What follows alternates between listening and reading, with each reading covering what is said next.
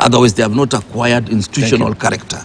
Institutional character. I like the word also. I'm learning on the mentor as well. I'll go and drill deeper on it just to understand it as well. But you're talking at least from a point of view that the value system they've not been entrenched in this country.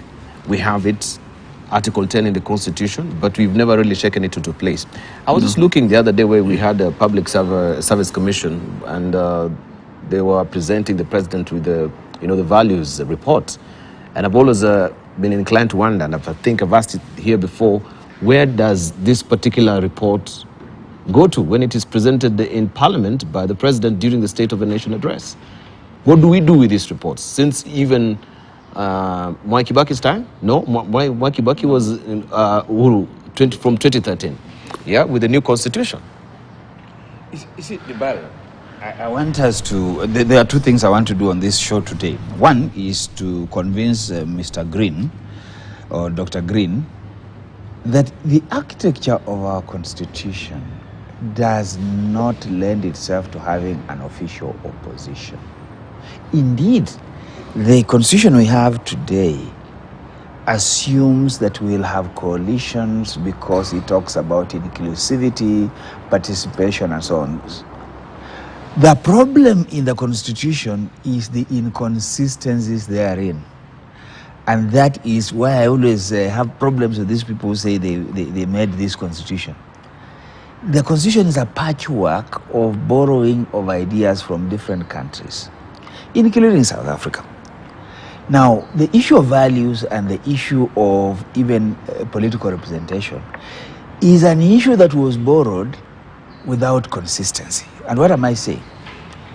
If you have inclusivity, those values as we have them, it follows therefore that you cannot have a political system where the winner takes it all as constructed in our constitution.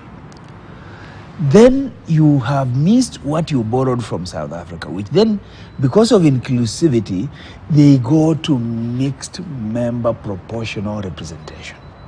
So that balances out issues of gender, balances out issues of representation, and balances out issues of marginalization and so on, because of the nature of construction of that constitution. Now for us, we borrow, but then leave our bad manners in it, where the winner takes it all. So when the winner has finished, he goes and constructs a government that doesn't look like the face of Kenya, and he says, this is a shareholding, this is a company, so only shareholders are entitled. When the constitution is not saying that, it's saying inclusivity, yet there's no mechanism in so doing.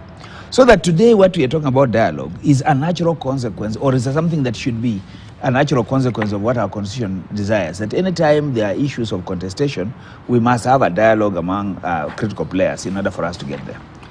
But then what I'm saying is, the borrowing that we did in this constitution and the patchwork that we've done with it gives us inconsistency. So when you tell me about national values, I want to submit that we do have a value system. Unfortunately, it has nothing to do with the principles and values in Article 10. Why? Because those values are foreign to us. What are our values? And this is the character that you see in the Jubilee government, the Jubilee party in Parliament yesterday and the previous day. Our character is built on deceit, deep deceit. So that what you see is not what is prevailing. So start with Jomo Kenyatta. Start with independence. The people who fought for independence in this country never occupied office. But the ones who did not fight for independence actually became the rulers and became the cabinet secretaries and became, because they're privileged people. The people who are going to school, the people who are being,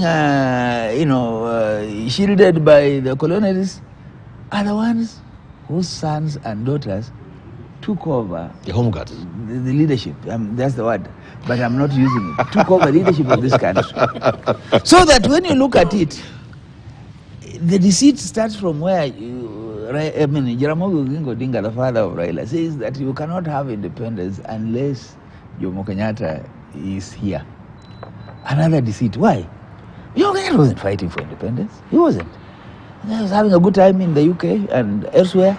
But the real fighters of independence were not here. So we started by constructing a nation based on deceit. And so when he arrived, the first thing that he started looking at is to have a problem with the constitution and wondered why it wasn't making him look like the queen. So he started changing the constitution to make him become the imperial leader. And that's why we talk about the imperial presidency. Because he wanted total power. He wanted total power. He did not want distribution of power. That follows us into Moi's time. Moi now concentrates power around himself very well.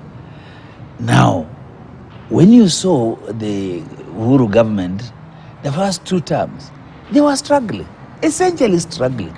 They were trying to resist the current constitution because it wasn't fitting them. And their struggles were there throughout because they defied court orders, they went against a lot of things just because the nature of their understanding, the value system, was inconsistent with this constitution. Today, what we are seeing in Kenya Kwanza, Azimio and others, is the inconsistency continued.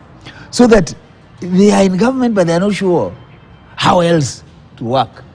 They are in opposition, they are not sure how else to work. So what I'm saying, we go back to what, when Churchill was talking, there is what Hans Kelsen, who is an Austrian jurist and political philosopher, talked about. He talks about the Grundnorms. And he said Grundnorms, yeah, Grundnorms. So you check that out. Okay. In his idea, Hans Kelsen says that law is a pure thing. That law is prescriptive, not descriptive. That it is not. You don't need to qualify law. It is what it says because it represents the Grundnorm. It represents the basic norms of a people. And that way, therefore, when you look at law, it should be without what he calls metaphysical. Now, I must teach you a little bit. It should be without alien concepts such as morality, ethical issues, values, or politics and justice, so that the law is divorced from what you call subjective process, because it represents the best of people. And of course, that is his ideas. It has other issues that you can look at. But basically what I'm saying, that we are lacking in terms of purity, in terms of articulation of what is best for us, what you'd call a Grundnorm.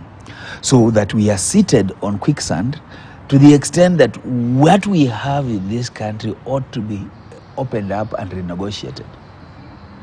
Today, you've seen just a simple statement about land and how people acquired land, leading us down the road where people are now beginning to invade people's lands and beginning to claim.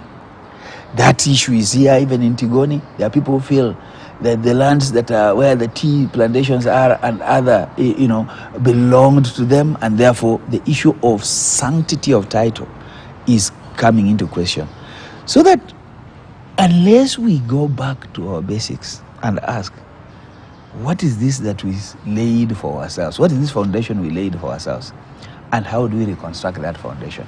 Everything else we are doing is adding deceit upon deceit, and therefore seeing the character of it manifesting, where you can actually be a deputy whip of a political party which you don't believe in, and you go to the other end and you can come and face the cameras and tell us, look, what process was followed for me to be removed. Was there any That meeting? is impunity, but that is our character.